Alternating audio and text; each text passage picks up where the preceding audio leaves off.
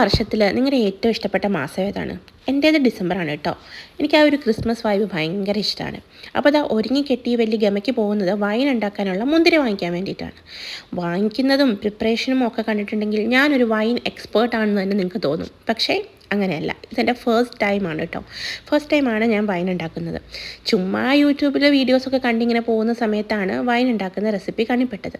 അപ്പോൾ പെട്ടെന്നൊരാഗ്രഹം, അതല്ലേലും എനിക്കുള്ളതാണ്. പെട്ടെന്ന് അങ്ങനെ എന്തെങ്കിലുമൊക്കെ കാണുമ്പോൾ അങ്ങ് ഉണ്ടാക്കാൻ തോന്നിക്കഴിഞ്ഞാൽ പിന്നെ ഉണ്ടാക്കി നോക്കാത്തൊരു സമാധാനമില്ല. കൂട്ടിന് പിന്നെ ഇവർ രണ്ടുപേരെയും കിട്ടി. വൈൻ ആയതുകൊണ്ട് രണ്ടുപേർക്കും നല്ല ഉത്സാഹമായിരുന്നു.